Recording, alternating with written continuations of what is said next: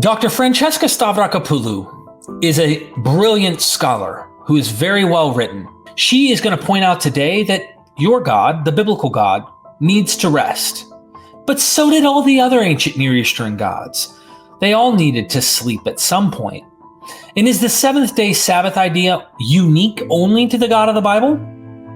Or was there a well-known sacred idea of a seventh day, or seven, of course, preceding the biblical text in ancient Mesopotamia or in the ancient Near East? Francesca has been under fire as a woman in academia for a very long time, and she shouldn't be respected or listened to because of this idea. Often in academia, she's had this kind of criticism, if you will, or people don't take her serious enough. I think it's important that as you pay attention to today's episode, you recognize the brilliance that she brings to the table. And we thank you, Francesca, for doing this episode with MythVision. Now let's congratulate her, get a copy of her book, and show everyone why we appreciate what she does.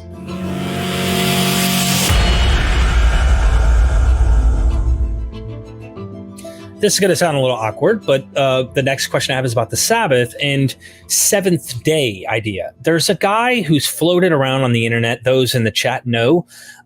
He's been very kind to me, don't get me wrong, but he's gone around bragging victory over all these academics that I've had on and saying we're all under a seventh day calendar. And this all started with the God of the Bible, a seventh-day calendar.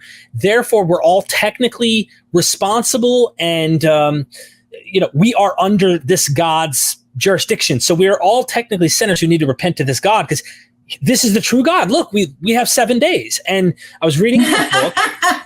Right, I know. And I was reading the book. The origin of the seventh-day Sabbath was my question. Maybe you have a thought on, but you mentioned a Sumerian lament where Inanna is singing to Enlil because he is sleeping while his people and their land are in famine on page 256. Maybe I can read it, teasing people to really get this book. I can't tell you how much I'm impressed with this. The goddess Inanna traveled from her temple to Uruk to Nippur in the hope of rousing Enlil. Feigning my father's fanes lying down, she cried. May I soothe his heart. May I pacify his liver. May I direct my words to his distressed heart. Sitting on his lap, she sings him awake with the refrain, O sleeping one, how long will you sleep? Inanna's lament was considered so powerful that her cult singers recited it in her temple at Uruk on the 7th day of each month in the hope of appeasing the gods for any unknown misdemeanor which might prompt untimely or stimulated slumber. Precautionary measures were only sensible. Discerning the difference between a sleeping god and a sulking god was not always easy. Many centuries later, in the 6th century CE, Yahweh's worshippers were singing petitions to awaken him to the devastating aftermath of the Babylonian attack. Rouse yourself. Why do you sleep, O Yahweh? Awake. Do not cast us off forever. Mm-hmm. Yeah. So there's lots of stuff to unpack there. I mean, the 7th day is a very significant number in a lot of ancient Southwest Asian cultures. And so time is very commonly divided up. I mean, not always. I mean, in some contexts, like in certain Egyptian contexts, the number 10 is very important. But 7 is very common in a lot of ancient Southwest Asian cultures as a means of marking time, and probably primarily, scholars think, because that you could see 7 planets in the night sky, with the naked eye at that time. So these seem to, it was a particularly powerful, special number. So it's not unusual to have 7 pop up a lot across these cultures, and not unusual to have the idea of a period of time being 7 days was not unique to Yahweh worshipping cultures either. So that's one thing. I mean, the idea of the bit that you read is when I'm talking about the notion that for a lot of Yahweh's worshippers, inaction, divine inaction or divine neglect, could be understood to reflect either a God who was sleeping or a God who had simply withdrawn. You know how we all kind of, if you're kind of depressed or tired or sulky, you take to your bed and you just don't want to engage with anybody. Right. It's kind of a similar kind of thing for the gods of the ancient world. They might just withdraw socially completely. And so when in that particular poem that I referred to in the Hebrew Bible, arouse, wake up, O arm of Yahweh, that's because that was written in the time of the Babylonian destruction and exile. So destruction of the temple, the exile of elites to Babylonia. And they're saying, they're singing to Yahweh's arm, his fighting arm, wake up, you have to kind of rescue us from enslavement in a foreign land. You have to come and fight for us. They just assumed that his withdrawal is because he's sleeping, so he has completely disappeared from their lives. So that was very common. The idea of Sabbath meaning 7, but also is rest, is that this is predating the Bible by millennia. I mean, the Yahweh cult is late, Johnny come lately again, right, on this notion, but the unique way that they've kind of instrumented it to be, that might be unique, right? How they've made it into be, or is there a Sabbath that preceding this culture where they're resting with their God? Some scholars will certainly argue that in certain cults of particular deities that you had a Shabbat, a day of rest. And that was as much for the deity as it was for worshippers. But yeah, like I said, there's very little that is kind of purely innovative in some ways. Like when you're looking at these kinds of the ways in which the ritual calendar is organized, and the ways in which certain sacrifices function, the ways in which certain, ideas about what a temple is, what a deity is, there's I'm not saying there's nothing innovative, but the grand shape of things is not particularly exceptional in that sense. But I like the idea of, we've got this sense that, the Sabbath, Shabbat is a day of reflection and kind of theological thinking, and not working because you're meant to be focused very much on the idea of being in this relationship with the deity.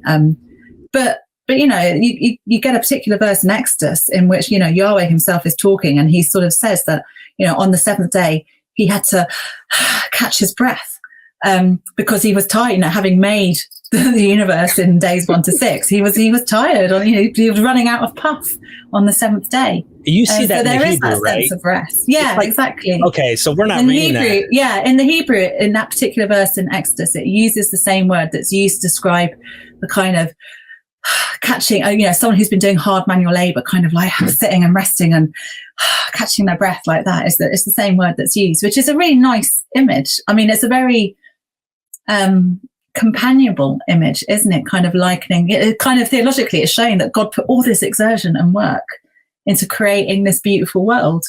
So in some ways, it's kind of nice. Yeah. In some ways, and then in other ways, I kind of want to emphasize the ancient construction worker God was. In fact, he must be the first person who was ever making humans from clay, I suspect, right? I'm being sarcastic here. To read a part of your book, page 277, again, I love this, by the way. I cannot tell you. I'm like, I pause the Audible, and then I go in and I write it down, and then I get the page, and I'm highlighting. It's my Bible. Clay shaping bodies had long been a ritual actively undertaken by both gods and mortals. In a Sumerian myth, the ingenious god Enki and the birth goddess Nenma had crafted the first humans from clay. What's this? Peopling their temples, I think. Mm-hmm. Okay. Yeah. Peopling their temples, farms, and fields with worshippers devoted to their service. In a related tradition, the goddess Mami chanted an incantation as Enki trod the clay for her to shape into people. At Ugarit, it was processed similarly performed by El, who had made an exorcism goddess from clay to cure King Kurta. I shall create a remover of sickness, an expeller of disease. He fills his hands with the best of clay. He pinches off that which is used by a potter. Meanwhile, in Egypt, the god most frequently associated with the creation of humans was Khnum, who crafted all living things, including some gods, on his potter's will. I love that.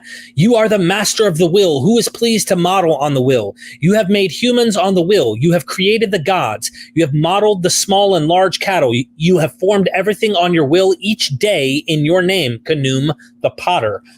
That sounds like the Bible, but way earlier. Yeah.